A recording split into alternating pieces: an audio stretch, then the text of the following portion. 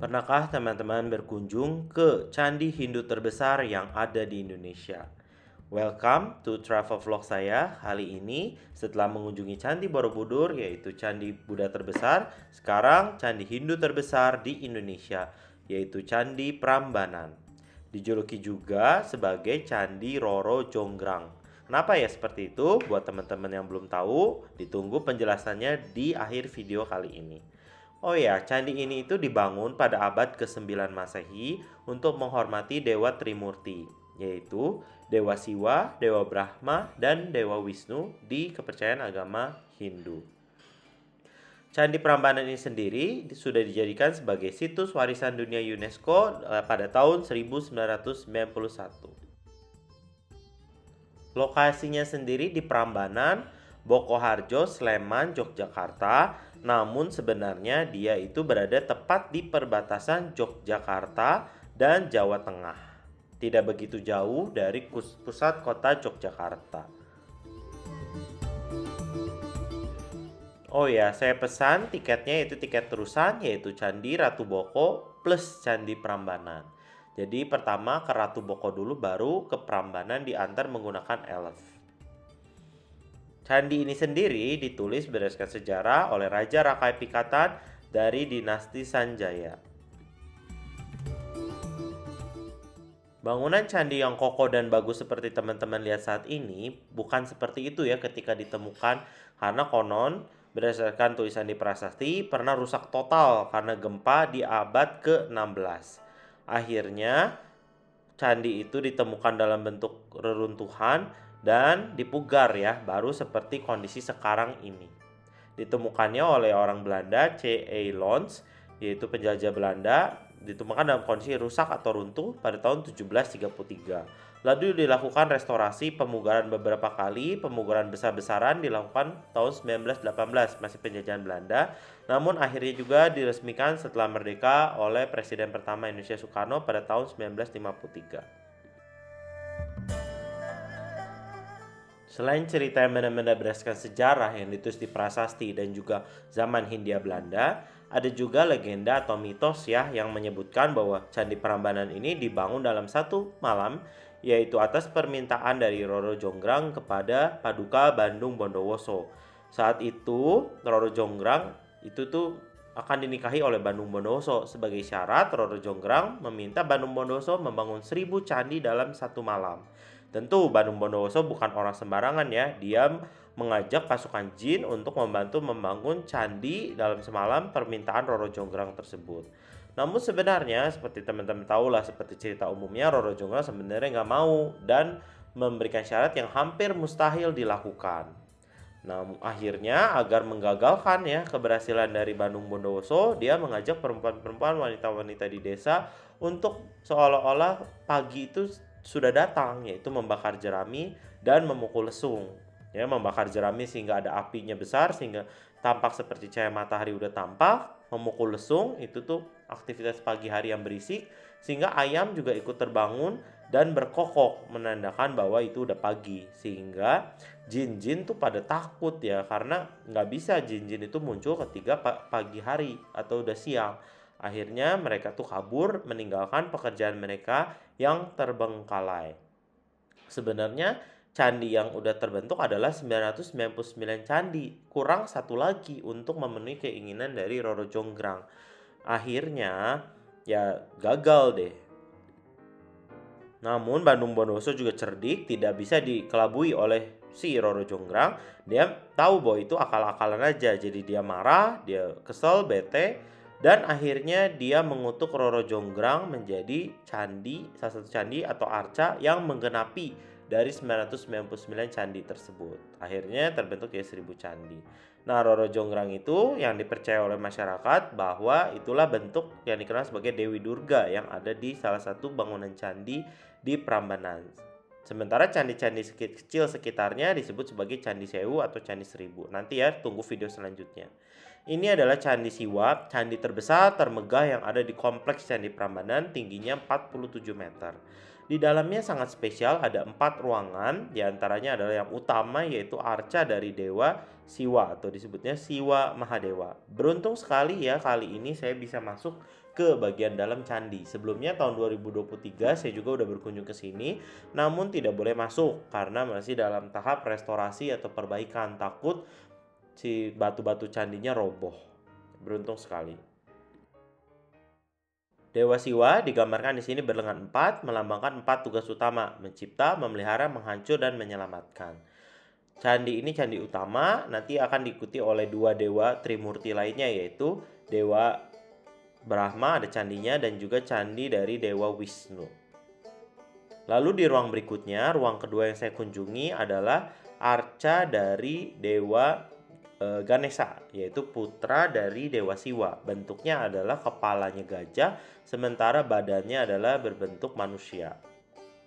Merupakan simbol dari Dewa Ilmu Pengetahuan, anak dari Dewa Siwa dan Dewi Parwati.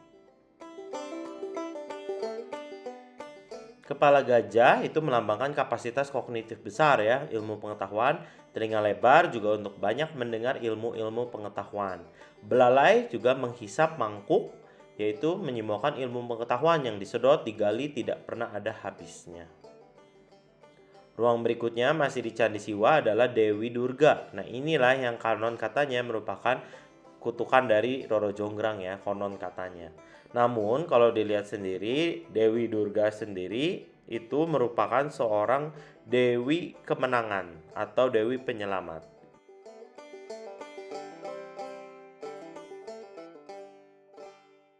Digambarkan memiliki 8 tangan dan masing-masing membawa berbagai jenis senjata. Yang teman-teman perhatiin di bagian bawahnya itu menunggang kerbau dan salah satu tangannya memegang rambut Asura, yaitu raksasa dari yang berbentuk kerdil, menyimbolkan kemenangan atas si jahat. Berikutnya adalah ruangan terakhir di Candi Siwa adalah Arca Agastya, yaitu seorang resi atau pendeta atau pertapa. Si Agastya ini dipercaya sebagai mahaguru atau guru spiritual menyebarkan agama Hindu Siwa.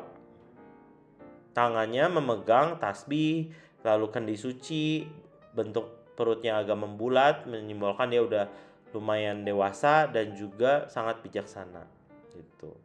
Di seberang setiap candi utama ini ada candi wahana atau binatang yang ditunggangi. Yang di depan Candi Siwa adalah Candi Nandi berbentuk lembu ya, yang merupakan wahana dari Dewa Siwa. Di sebelah kiri dan kanan dari arca Nandi ini ada dewa, yaitu Dewa Surya dan Dewa Chandra. Dewa Surya melambangkan dewa matahari, sementara Dewa Chandra melambangkan sebagai dewa bulan, 2 dari penguasa langit. Kalau teman-teman amati lebih dekat ya penggambaran Dewa Surya dan Dewa Chandra, bedanya Dewa Surya itu ditarik kereta 7 kuda, sementara Dewa Chandra 10 kuda. Ada maknanya, 7 kuda menyimbolkan bahwa 7 hari dalam seminggu. Lalu ada Candi Wisnu ya, candi dari 3 candi utama. Kita bisa masuk ke dalam dan di dalamnya ada ruangan. Tentu saja ada arca dari Dewa Wisnu. Dewa Wisnu digambarkan sebagai dewa yang memiliki ketampanan yang luar biasa, memiliki 4 tangan karena dia merupakan pemelihara alam semesta. Berbeda dengan Dewa Siwa sebagai dewa penghancur atau pelebur. Memiliki 4 lengan, masing-masing lengan memegang cakra atau roda, sangka cangkang kerang, gada, dan patma atau kuncup teratai. Teman-teman bisa masuk mengitari arca ini. Kendaraan dari Dewa Wisnu adalah burung Garuda, ada di candi di seberangnya.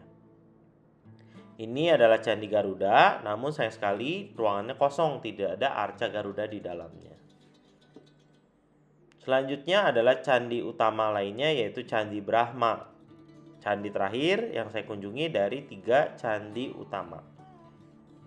Di dalamnya juga hanya ada 1 ruangan yang berisi arca dari Dewa Brahma.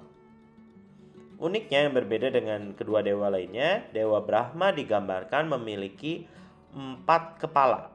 4 kepala ini menghadap masing-masing ke 4 arah mata angin. Dari timur, selatan, barat, dan utara. Dewa Brahma berbeda dengan Dewa Wisnu dan Dewa Siwa, yaitu merupakan dewa pencipta alam semesta. Digambarkan bahwa dia memiliki 4 kepala, itu menyimbolkan 4 kitab suci dari Weda, ya, yang keluar dari mulutnya ketika mencipta alam semesta. Memiliki 4 lengan juga, memegang tasbih, memegang kamandalu atau kendi, dan juga kuas bulu atau camara. Nah, ini adalah bagian wajah dari dewa yang mengarah ke belakang. Digambarkan sebagai bijaksana, memiliki sedikit jenggot, menyimbolkan sebagai kakek atau pencipta alam semesta. Kendaraan dari Dewa Brahma adalah angsa atau hamsa. Dan seperti dewa lainnya, di seberangnya ini ada candi yang merupakan kendaraannya, yaitu Candi Angsa. Namun tidak ada patung angsa di dalamnya sayangnya. Jadi yang ada patungnya itu hanya patung dari Nandi.